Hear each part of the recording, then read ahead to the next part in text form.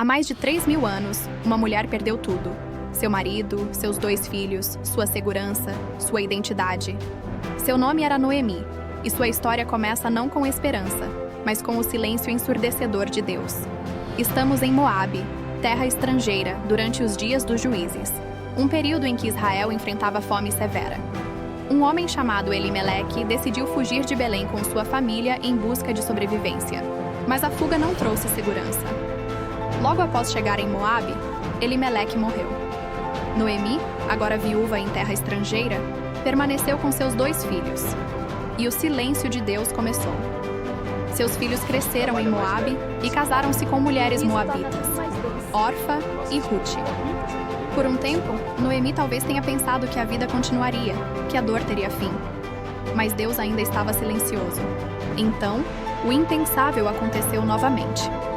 Ambos os filhos morreram. Noemi ficou sozinha com suas 2 noras estrangeiras, sem marido, sem filhos, sem herdeiros, sem futuro. Noemi não apenas perdeu pessoas, perdeu sua identidade. Seu nome significava doçura, mas ela mesma diria depois: "Não me chamem Noemi, chamem-me Mara, porque o Senhor me encheu de amargura."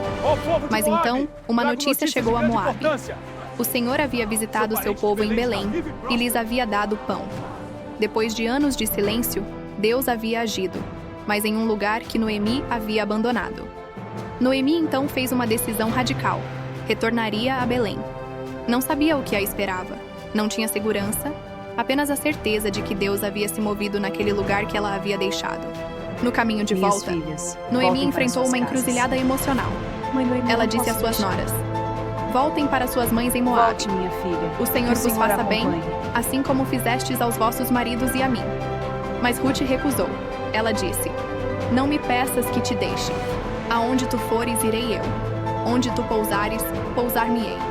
Teu povo será meu povo, e teu Deus será meu Deus." Assim, Noemi e Ruth começaram a jornada de volta a Belém. Uma mulher idosa e uma mulher estrangeira, sem proteção de homens, sem riqueza, apenas com a promessa de que Deus havia se movido. Quando chegaram a Belém, toda a cidade se agitou. As mulheres perguntavam: "É esta Noemi?" Mas ela respondeu: "Não me chamem Noemi, chamem-me Mara, porque o Senhor me encheu de amargura." Mas aqui está o mistério que a Bíblia revela. O silêncio de Deus não era abandono, era gestação. Enquanto Noemi sofria em Moabe, Deus estava preparando algo que ela nunca poderia imaginar: uma redenção que transcenderia sua própria vida. Ruth, a estrangeira moabita que escolheu permanecer, não era apenas uma nora. Ela se tornaria a avó de Davi e ancestral do próprio Messias. O silêncio que Noemi experimentou precedeu a redenção que mudaria a história humana. Este é o padrão que se repete em toda a Escritura. Morte precede ressurreição, perda precede restauração, silêncio precede a voz mais poderosa de Deus. Noemi não sabia, mas seu sofrimento estava sendo tecido em um tapestry de redenção. Hoje, muitos de nós experimentamos o silêncio de Deus. Perda de emprego, morte de um ente querido, relacionamentos destruídos, sonhos abandonados. E perguntamos: onde está Deus? Mas talvez a pergunta errada seja essa. A pergunta certa é: o que Deus está gestando enquanto eu sofro? Porque o silêncio não é indiferença, é preparação. Noemi não podia ver que seu sofrimento estava sendo transformado em salvação para gerações futuras. Assim como Ruth escolheu permanecer com Noemi quando poderia ter voltado para a segurança de Moabe, somos convidados a permanecer fiéis quando Deus silencia. Essa fidelidade é o solo onde a redenção cresce. Noemi não foi restaurada sozinha. Quando chegou a Belém, a comunidade a recebeu. A redenção não é apenas pessoal, é comunitária. Seu sofrimento tocou outras pessoas, e sua volta tocou uma cidade inteira. A lição de Ruth 1 não é que o sofrimento desaparece ou que tudo termina bem rapidamente. É que Deus não abandona, mesmo quando silencia. Que fidelidade em tempos escuros é o ato mais revolucionário que podemos fazer. Vivemos em era de ansiedade extrema. Queremos respostas imediatas, certezas garantidas, planos que funcionem. Mas Noemi nos ensina que às vezes o propósito só é revelado quando olhamos para trás, quando vemos como o sofrimento foi transformado em significado. Elimeleque fugiu para Moabe buscando segurança em um Deus estrangeiro. Hoje, nós fugimos para nossas próprias Moabes, trabalho obsessivo, relacionamentos que nos definem, consumo, distração digital, esperando que nos salvem do vazio. Mas assim como Noemi retornou a Belém quando ouviu que Deus havia agido, nós também somos convidados a retornar ao propósito, à fé, à comunidade, à verdade que abandonamos quando o medo nos dominou. Noemi é uma figura de liderança espiritual, mas sua liderança não vem de força ou certeza. Vem de sua vulnerabilidade honesta. Ela não esconde sua amargura, ela a nomeia. E é nessa honestidade que outras pessoas encontram permissão para ser honestas também. Ruth é a graça inesperada. Noemi não a escolheu. Ruth escolheu a Noemi. E essa escolha, esse amor radical por alguém que não era sua família biológica, é o que abre a porta para a redenção. A graça sempre vem de forma inesperada. Ruth era moabita, inimiga histórica de Israel. Mas ela é incluída não apenas na comunidade, mas na linhagem messiânica. Isso nos diz algo revolucionário. Deus não exclui baseado em origem, etnia ou passado. Sua redenção transcende todas as barreiras que criamos. Um detalhe crucial. Ruth escolheu. Noemi não a forçou. Ela ofereceu a saída, e Ruth recusou. Essa escolha livre é o que torna sua fidelidade significativa. Redenção não é imposta, é escolhida. Noemi disse que seu nome deveria ser Mara, a amargura. Mas a história não termina aí. Quando Ruth dá à luz Obed, as mulheres de Belém dizem a Noemi: Louvado seja o Senhor, que não te deixou sem resgate neste dia. Sua identidade é restaurada não através da negação da dor, mas através da transformação dela. Se você está no silêncio agora, se está em seu próprio Moabe, se perdeu pessoas e propósito, saiba isto. Deus não está indiferente. Ele está gestando algo que você não pode ver. Sua fidelidade neste momento está sendo tecida em uma redenção que transcenderá sua própria vida. Ruth é uma mulher que não deveria estar aqui. Moabita, estrangeira, viúva, pobre, 3 marcas de exclusão social no Antigo Oriente Próximo. Sua história começa com morte e abandono. Noemi, sua sogra, perdeu marido e filhos na terra de Moabe, durante uma fome em Israel. Mas Ruth faz uma escolha extraordinária. Ela abandona sua terra, sua família, seus deuses, para seguir Noemi de volta a Israel. Em Belém, Ruth enfrenta uma realidade brutal. Como viúva estrangeira, ela não tem direitos legais, não tem proteção, não tem futuro garantido. Então ela toma uma decisão que revela seu caráter. Vai trabalhar nos campos durante a colheita, apanhando as espigas deixadas para os pobres. Mas há um detalhe que muda tudo. O campo onde ela escolhe trabalhar pertence a Boaz, um homem rico e respeitado, parente próximo de Noemi. Ruth não sabe disso. Ela simplesmente escolheu um campo ao acaso, ou assim parecia. Mas Boaz a vê imediatamente entre as outras mulheres. Ele pergunta a seus servos: de quem é aquela moça? E a resposta revela que ela é a moabita que voltou com Noemi, a estrangeira. Aqui ocorre a ruptura. Boaz não a trata como estrangeira indesejada. Ele a trata como alguém digno de proteção e honra. Ele diz: não vás colher a outro campo, mas fica aqui com minhas moças. Meus servos têm ordem de não te molestarem. Ruth cai de rosto em terra, prostrada, e pergunta: por que achastes graça aos meus olhos, sendo eu estrangeira? A resposta de Boaz é crucial. Tudo quanto fizeste à tua sogra depois da morte de teu marido me foi relatado, e como deixaste teu pai e tua mãe e a terra de teu nascimento. Boaz reconhece em Ruth algo que a sociedade não via: uma mulher de valor extraordinário, cuja reputação de integridade a precedia. Ele oferece a ela água, pão e grãos torrados, abundância para quem conhecia apenas escassez. Um ato simples que revela uma verdade profunda. A lei mosaica exigia que os ricos deixassem espigas para os pobres. Mas Boaz vai além. Ele instrui seus servos a deixarem propositalmente mais espigas para Ruth. Ao final do dia, Ruth colheu uma quantidade extraordinária de cevada. Cerca de uma efa, o equivalente a quase 40 quilos. Noemi fica em choque. Onde colheste hoje? Abençoado seja aquele que te reconheceu. Ruth revela que trabalhou no campo de Boaz. E Noemi reconhece o significado espiritual do encontro.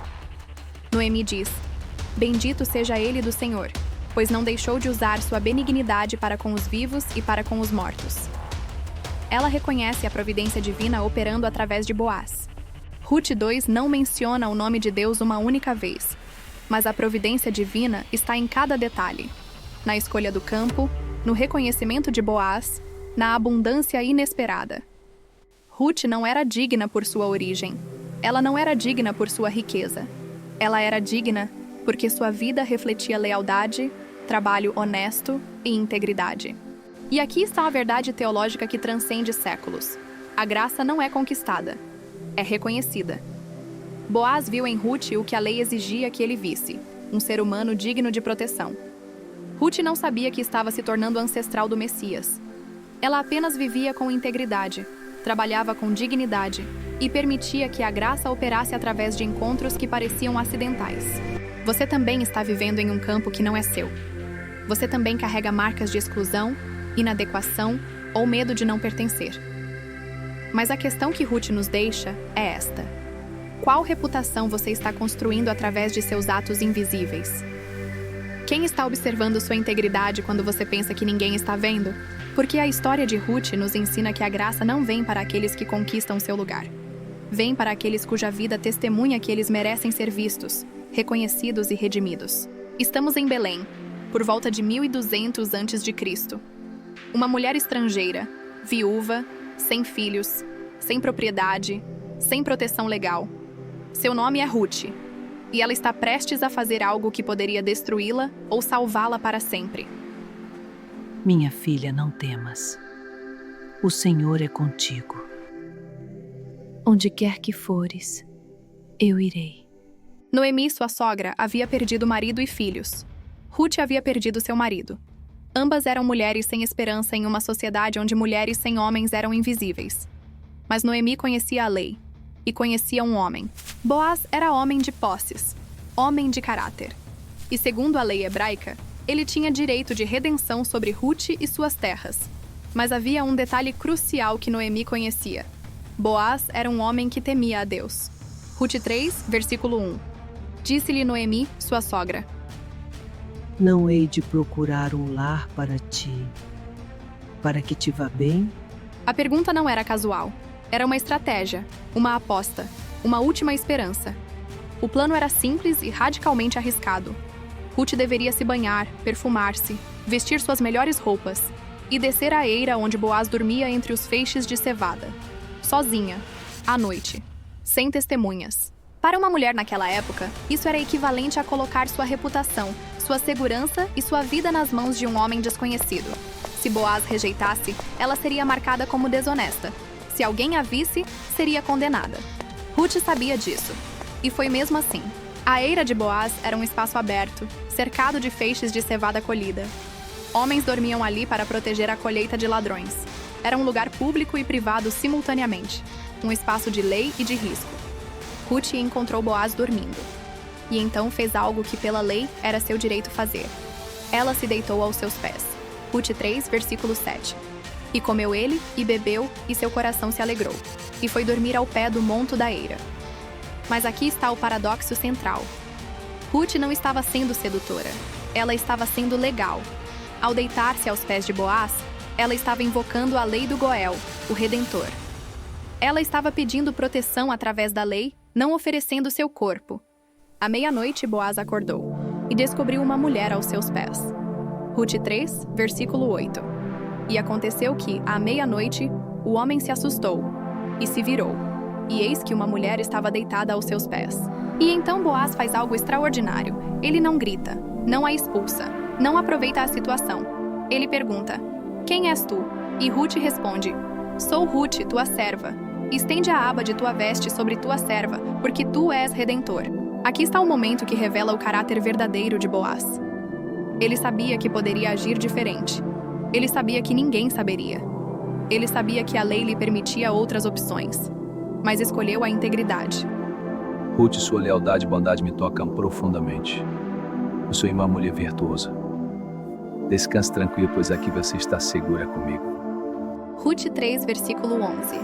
E agora, filha minha, não temas, porque todos na porta da minha cidade sabem que tu és mulher virtuosa. Boaz não a vê como uma mulher desesperada. Ele a vê como uma mulher de caráter. Sua reputação a precedia. Mas havia um obstáculo. Havia outro homem, mais próximo de parentesco, que tinha direito de redenção antes de Boaz. A lei era clara. Boaz não podia agir sozinho. Ele teria que resolver isso publicamente, na porta da cidade, diante de testemunhas. Ruth 3, versículo 12 a 13. E é verdade que eu sou redentor, porém há outro redentor mais chegado do que eu. Fica aqui esta noite, e será que pela manhã, se ele te quiser redimir, bem, redime-te. Mas se não te quiser redimir, eu te remirei, vive o Senhor. Observe o que Boaz faz aqui. Ele não promete nada que não possa cumprir. Ele não age por impulso. Ele coloca a lei acima de seus desejos. Ele oferece a Ruth segurança dentro do sistema legal, não fora dele. E então Boaz faz algo ainda mais extraordinário. Ruth 3, versículos 14 e 15. E ela dormiu aos seus pés até a manhã e levantou-se antes que se pudesse conhecer um ao outro. Porque ele disse, não se saiba que uma mulher veio à eira. Boaz protege a reputação de Ruth. Ele garante que ninguém saiba que ela esteve ali. E ele a enche de cevada, não apenas como pagamento, mas como promessa. Ele está dizendo, você não voltará para casa de mãos vazias. Aqui está o paradoxo completo. Ruth, a mulher que não tinha nada, conquistou tudo através de sua vulnerabilidade. Ela não fingiu força. Ela não tentou enganar. Ela simplesmente se colocou sob a proteção da lei e da graça de um homem íntegro. Ruth 3, versículo 11. Porque todos na porta da minha cidade sabem que tu és mulher virtuosa. A reputação de Ruth não foi construída em uma noite. Foi construída através de meses de trabalho honesto nos campos de Boaz. Sua vulnerabilidade tinha credibilidade. O que Noemi sabia e o que Ruth aprendeu é que verdadeira redenção não vem de manipulação ou desespero. Vem de integridade encontrando integridade. Vem de vulnerabilidade honesta encontrando compaixão genuína. Noemi diz a Ruth, descansa, filha minha, porque este homem não descansará até que acabe este negócio. Noemi sabia que Boaz cumpriria sua palavra. Não porque ele era obrigado, mas porque era quem ele era. E então chegamos ao desfecho. A porta da cidade era o tribunal de Israel. Era onde as transações legais aconteciam, onde testemunhas se reuniam, onde a lei era executada. Boaz tinha que resolver isso publicamente.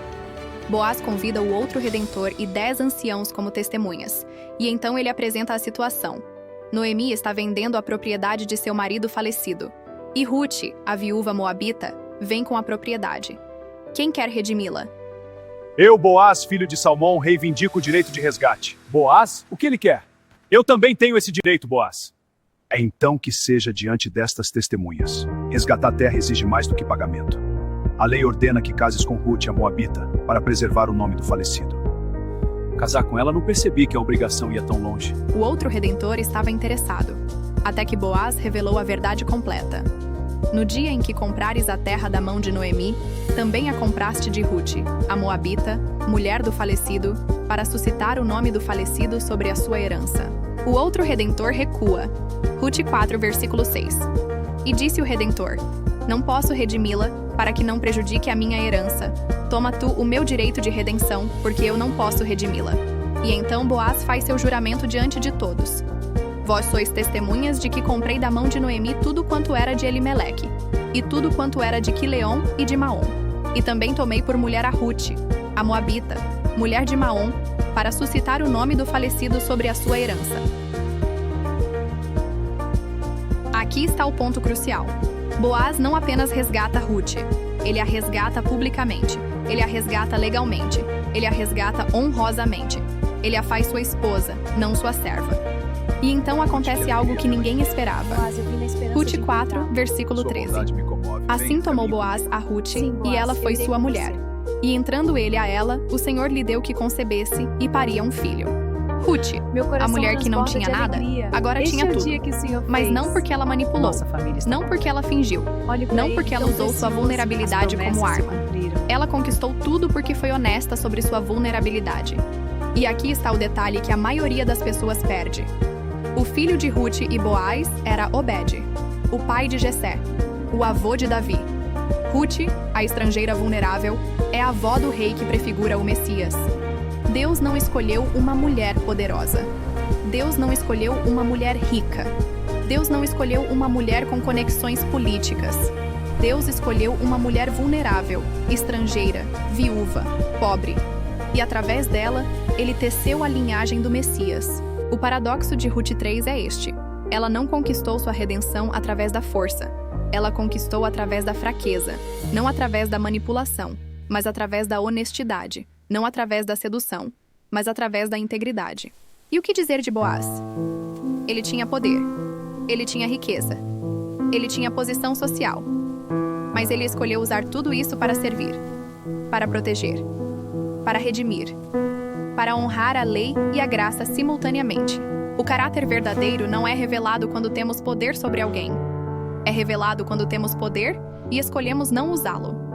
Boaz tinha Ruth vulnerável aos seus pés, à noite, sozinha, e ele escolheu a integridade. Isso é o que a Bíblia chama de temor do Senhor. Não é medo de castigo. É reverência tão profunda que você coloca a vontade de Deus acima de seus próprios desejos, mesmo quando ninguém está observando. Agora, vamos aplicar isso ao século XXI. Eu entendo, mas é difícil. Você está em uma posição de poder sobre alguém. Aceite os termos. Pode ser no trabalho, em um relacionamento, em uma situação onde você tem vantagem. O que você faz? Ruth nos ensina que vulnerabilidade honesta é mais poderosa que qualquer manipulação. Ela não fingiu força que não tinha. Ela não escondeu sua necessidade. Ela simplesmente se colocou sob a proteção da lei e da graça. Quantas vezes você tentou resolver seus problemas através da manipulação? Quantas vezes fingiu ter respostas que não tinha? Quantas vezes tentou ser forte quando deveria ter sido honesto? Ruth fez o oposto. Ela disse: sou viúva, sou pobre, sou estrangeira, sou vulnerável, mas sou honesta sobre quem sou e estou pedindo ajuda dentro da lei, não fora dela. E quando você é honesto sobre sua vulnerabilidade, você atrai pessoas de verdadeiro caráter. Você atrai Boaz. Não aqueles que querem explorar sua fraqueza, mas aqueles que querem ajudá-lo a crescer. Boaz também nos ensina algo crucial. Ter poder não significa usá-lo. Ter vantagem não significa explorar. Ter oportunidade de fazer o mal não significa fazê-lo. Quantas vezes você teve poder sobre alguém e escolheu usá-lo? Quantas vezes você soube algo que poderia prejudicar alguém e escolheu compartilhar? Quantas vezes você teve vantagem e escolheu explorar? Ruth 3 nos diz que verdadeira redenção acontece quando integridade encontra integridade, quando vulnerabilidade honesta encontra compaixão genuína, quando fraqueza encontra força que não explora, mas protege, mas há mais. Ruth não apenas foi redimida. Ela se tornou parte de algo maior que ela mesma. Ela se tornou a avó do Messias. Sua vulnerabilidade não foi o fim de sua história. Foi o começo. Qual é o seu Obed? Qual é o legado que você está construindo através de suas escolhas de integridade? Qual é o impacto que sua honestidade terá em gerações futuras? Porque aqui está a verdade que Ruth 3 revela. Deus não trabalha através de nosso poder. Deus trabalha através de nossa vulnerabilidade. Deus não escolhe os fortes para redimir o mundo. Deus escolhe os fracos. Porque quando você é fraco, você não pode confiar em si mesmo. Você tem que confiar em Deus. E quando você confia em Deus, você se torna parte de algo que transcende você. Você se torna parte do plano de redenção. Então, qual é a lição final de Ruth 3? É esta. Sua vulnerabilidade não é seu fim, é seu começo. Sua fraqueza não é sua derrota, é seu convite para confiar em algo maior que você. E a lição para Boaz? É esta. Seu poder não é para explorar, é para proteger. Seu caráter não é para exibir, é para viver. Sua integridade não é para ganhar aprovação, é para honrar a Deus. Agora vem a pergunta para você. Você é Ruth ou Boaz nesta história? Você está em posição de vulnerabilidade, precisando confiar em alguém de caráter? Ou você está em posição de poder, tendo a oportunidade de escolher integridade? Porque a verdade é que você é ambos. Em algum momento de sua vida, você é Ruth. Em outro momento, você é Boaz. E as escolhas que você faz em cada papel determinam quem você se torna. Se você é Ruth, sua tarefa é ser honesto sobre sua vulnerabilidade. Minhas forças se acabaram. Não fingir força que não tem. Não manipular para conseguir o que precisa. Simplesmente se colocar sob a proteção da lei, da graça e da integridade de pessoas de caráter. Se você é Boaz, sua tarefa é ser íntegro quando ninguém está observando. Usar seu poder para proteger, não para explorar. Usar sua vantagem para servir, não para dominar. Usar seu caráter para honrar a Deus, não para ganhar aprovação. Porque no final, Ruth 3 não é sobre um homem e uma mulher. É sobre como Deus trabalha através de nossas fraquezas. É sobre como a verdadeira redenção acontece quando vulnerabilidade honesta encontra integridade genuína. E é sobre como cada escolha que você faz, cada momento em que você escolhe integridade sobre conveniência, cada vez que você escolhe honestidade sobre manipulação, cada vez que você escolhe proteger em vez de explorar, você se torna parte do plano de redenção de Deus. Então, aqui está a pergunta final que você precisa responder. Qual será a sua escolha? Será você honesto sobre sua vulnerabilidade ou continuará fingindo força? Será você íntegro quando ninguém está observando? Ou aproveitará a oportunidade de explorar? Porque a verdade é que você não está sozinho nessa escolha.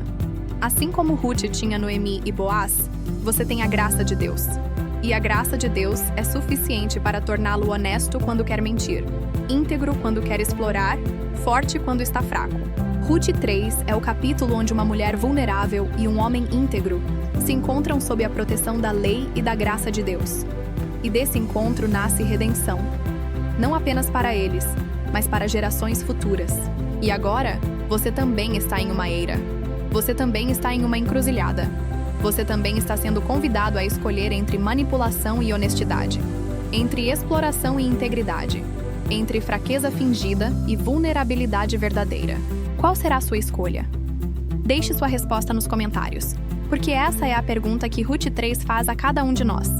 Você vai ser honesto ou vai continuar fingindo? Você vai ser íntegro ou vai explorar? Você vai confiar em Deus ou vai tentar controlar tudo sozinho? Ruth 4 começa onde o capítulo 3 termina, com uma promessa não cumprida e uma mulher à espera de um milagre que depende de leis que ela não controla. Boaz havia prometido resolver a questão do resgate, mas havia um problema. Existia um parente mais próximo que tinha direito legal sobre as terras de Elimeleque e sobre Ruth. A lei do resgate em Israel não era apenas um detalhe jurídico. Era a expressão visível de um princípio teológico profundo, que ninguém deveria ser abandonado à pobreza perpétua. Boaz apresenta a situação aos anciãos.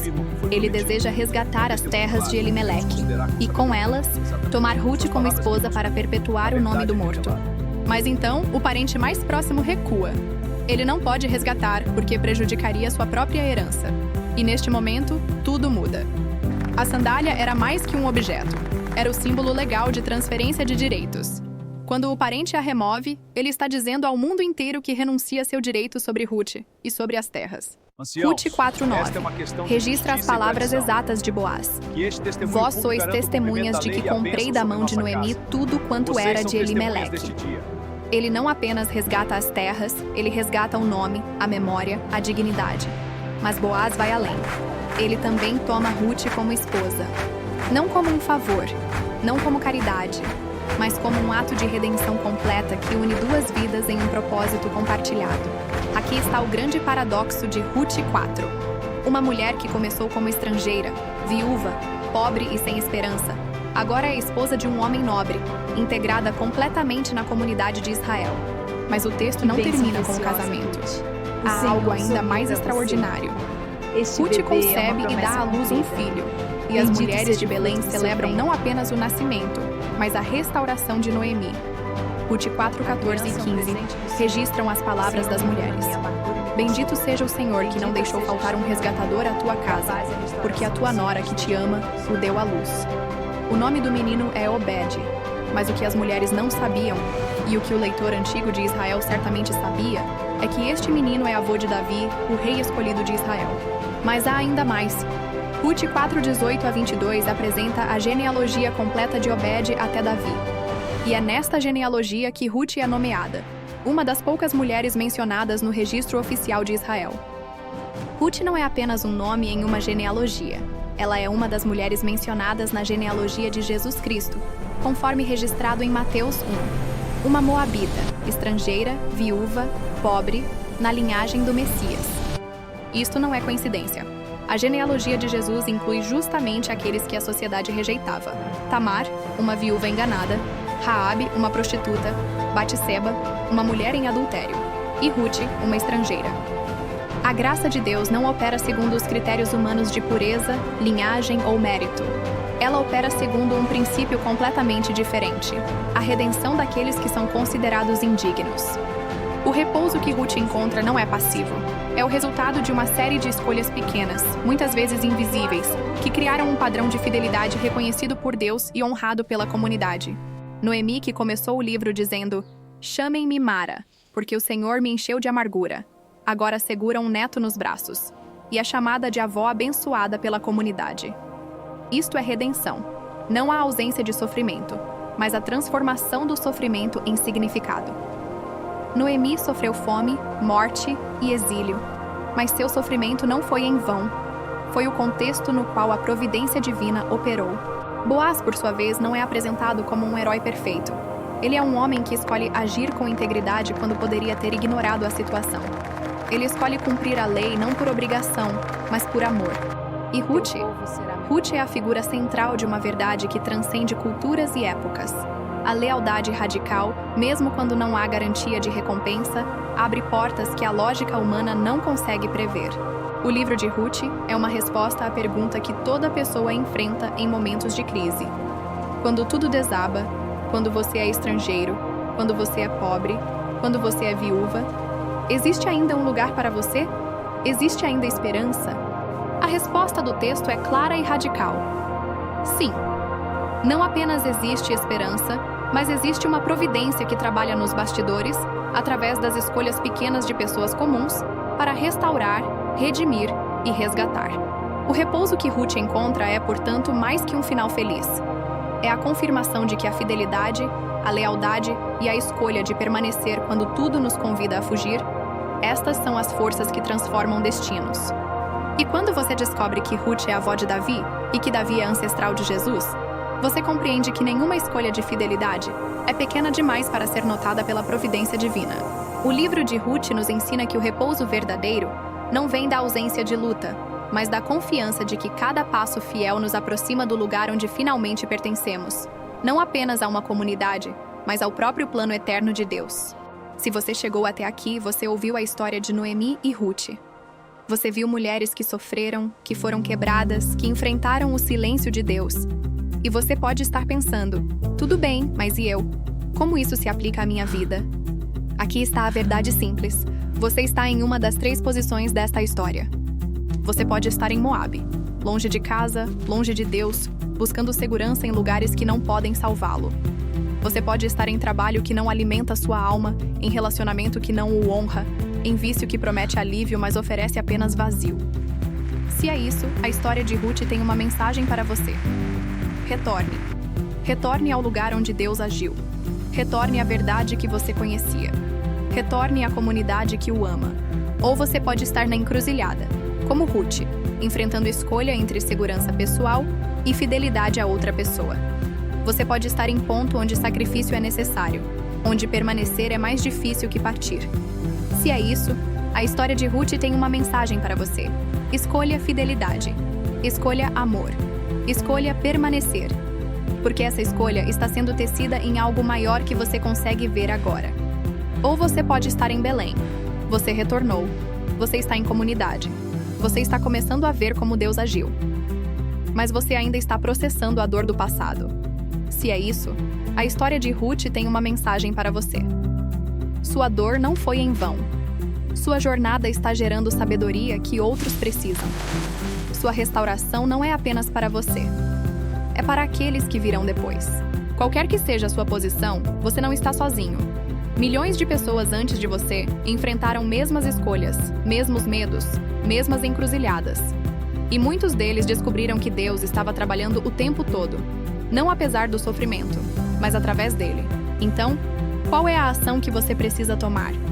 Qual é a fidelidade que você está sendo convidado a escolher? Qual é o Belém para o qual você precisa retornar? Deixe um comentário. Compartilhe sua história, porque você não está sozinho nesta jornada. E sua história, sua fidelidade, sua escolha, seu retorno, pode ser exatamente o que alguém precisa ouvir para encontrar coragem para fazer o mesmo. Se você gostou, se inscreva no canal, curta, comenta e compartilha, e até o próximo estudo do livro de Samuel. Deus te abençoe.